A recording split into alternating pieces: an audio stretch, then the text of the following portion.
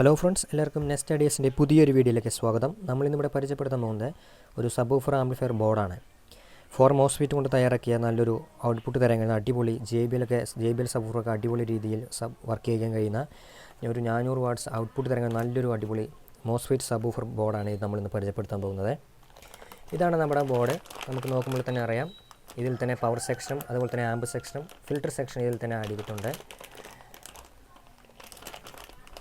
അത്യാവശ്യം നല്ലൊരു mid quality തന്നെ തയ്യാറാക്കിയുള്ള PCBയും കാര്യങ്ങളാണ് ഈ ബോർഡിൽ. നമുക്ക് ഈ ബോർഡിൻ്റെ കവർ പൊടിച്ചതിൻ്റെ വയറും കാര്യങ്ങളൊക്കെ എങ്ങനെ നോക്കാം.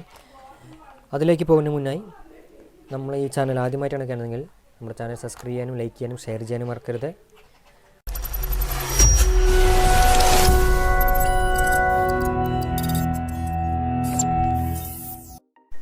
അപ്പോൾ നമുക്കിനി നമ്മുടെ ഈ ആംപ്ലിഫയർ ബോർഡിൻ്റെ ഈ കവറൊന്ന് കട്ട് ചെയ്ത് കളഞ്ഞെടുക്കുക.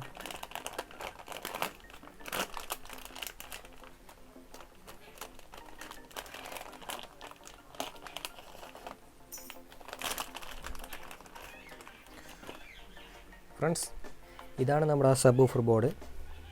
നോക്കുമ്പോൾ തന്നെ നമുക്കറിയാം നല്ലൊരു ക്വാളിറ്റി തന്നെയാണ് ഇതിൻ്റെ PCBയും കാര്യങ്ങളായാലും ഇത് കമ്പോണൻസ് കാര്യങ്ങളായാലും നമുക്ക് നോക്കുമ്പോൾ തന്നെ നമുക്കറിയാം അടിപൊളി നല്ലൊരു ക്വാളിറ്റി തന്നെയാണ് ഇത് ചെയ്തിരിക്കുന്നത്. ഇതിൻ്റെ PCBയും കാര്യങ്ങളും പ്രിൻറ്റും കാര്യങ്ങളൊക്കെ നോക്കുമ്പോൾ എടുത്തു പറയേണ്ടത് ഒന്നാണ്. നല്ലൊരു ക്വാളിറ്റി തന്നെയാണ് ഈ PCBയും കാര്യങ്ങളും ചെയ്തത്. പിന്നെ ഇതിൻ്റെ എടുത്തു പറഞ്ഞ അടുത്തൊരു ഹെൽപ്ഫുള്ളായൊരു ഘട്ടം ഇതിൽ തന്നെ നമുക്ക് ഡയോഡ് കാര്യങ്ങളും 6 ആമ്പിയർ ഡയോഡ് നല്ല യൂസ് ചെയ്തിട്ടുണ്ട് ഇതിൽ. അതുപോലെ തന്നെ ഉണ്ട് കപ്പാസിറ്റർ വന്ന് 50 വോൾട്ട് 2200 UFൻ്റെ കപ്പാസിറ്റേഴ്സാണ് യൂസ് ചെയ്തിരിക്കുന്നത്. പിന്നെ ഫിൽട്ടർ സെക്ഷനിൽ എടുത്തു പറയുന്നത് നമുക്ക് ഇതിൻ്റെ സബ്വൂഫർ ലോ ഫ്രീക്വൻസിക്കുള്ള IC ആണ്. എല്ലാം 3 to 4 N IC കൊണ്ടുള്ള നല്ലൊരു സബ്വൂഫർ ഫിൽട്ടർ ബോർഡ് തന്നെയാണ് ഇതിൽ യൂസ് ചെയ്യുന്നത്. ഇതിലൊരു ഗെയിനർ മാത്രമാണ് ഇതിൽ യൂസ് ചെയ്യുന്നത്.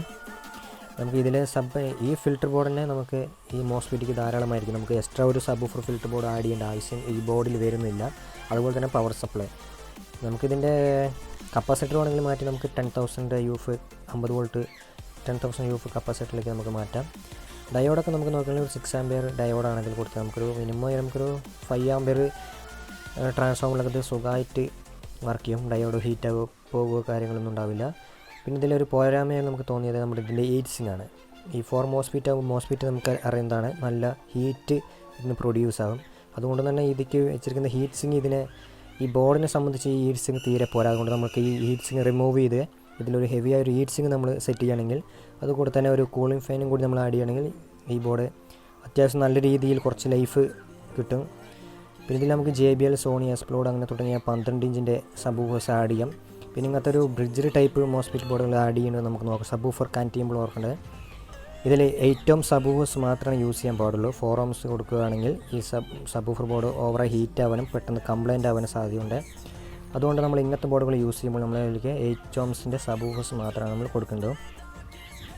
ഇത് നമുക്കൊരു 10 ആമ്പിയർ വരെ നമുക്കിതിക്ക് 10 ആമ്പിയറിൻ്റെ 27 10 ആമ്പിയർ പവർ സപ്ലൈ നമുക്ക് AC പവർ സപ്ലൈ നമുക്ക് ഇതിലേക്ക് ആഡ് ചെയ്യാം. നമുക്ക് വേണമെങ്കിൽ ഈ ഡയോഡ് അല്ലെങ്കിൽ ഈ പവർ സെക്ഷൻ മാറ്റി നമുക്ക് ഇതിലേക്ക് ഒരു മെറ്റൽ ഡയോഡ് നമുക്ക് യൂസ് ചെയ്യുകയാണെങ്കിൽ കുറച്ചും കൂടി ലൈഫ് നമ്മുടെ ബോർഡിന് കാര്യങ്ങളൊക്കെ ഉണ്ടാകുന്നതാണ്. PCBയും പ്രിൻറ്റും കാര്യങ്ങളൊക്കെ നോക്കുകയാണെങ്കിൽ കമ്പോണൻസും കാര്യങ്ങളൊക്കെ ഒന്ന് ഹെവിയായ നല്ലൊരു ക്വാളിറ്റിയുള്ള കമ്പോണൻസും കാര്യങ്ങളൊക്കെയാണ് ഇതിൽ വരുന്നത്. നമുക്ക് നോക്കുമ്പോൾ തന്നെ അറിയാം. ഇതിൽ തന്നെ ഒരു JBL സബ്വൂഫർ 12 ഇഞ്ച് സബ്വൂഫർ എന്നൊക്കെ ഇതിൽ സ്റ്റിക്കർ കൊടുത്തിട്ടുണ്ട്. നല്ല രീതിയിൽ യൂസ് ചെയ്യുന്ന നല്ലൊരു അടിപൊളി സബ്വൂഫർ ബോർഡ് തന്നെയാണ് ഇത്.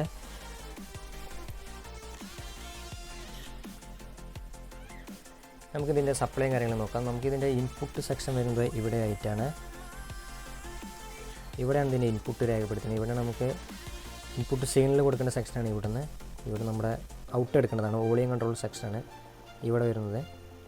പിന്നെ പവർ സെക്ഷൻ ഇവിടെ 27 ഇവിടെ 0 വോൾട്ട് കൊടുക്കേണ്ട സെക്ഷനാണ്. ഇത്രയും സിമ്പിളായ രീതിയിൽ തന്നെ നമുക്ക് പവർ സപ്ലൈയും കാര്യങ്ങളും കൊടുത്ത് നമുക്ക് സിമ്പിളായ രീതിയിൽ വർക്ക് ചെയ്തിട്ടുള്ള അടിപൊളി ഒരു സബ്വൂഫർ ബോർഡ് തന്നെയാണ് ഇത്. അപ്പോൾ ഇത്രയും കാര്യങ്ങളാണ് ഈ ബോർഡെക്കുറിച്ച് നമുക്ക് പറയാനുള്ളത്. വീഡിയോ ഇഷ്ടമായെങ്കിൽ ലൈക്ക് ചെയ്യാനും ഷെയർ ചെയ്യാനും നമ്മുടെ ചാനൽ സബ്സ്ക്രൈബ് ചെയ്യാനും മറക്കരുത്. അടുത്ത നല്ല വീഡിയോ ആയി കാണുന്നവർക്കും എല്ലാവർക്കും ഗുഡ് ബൈ.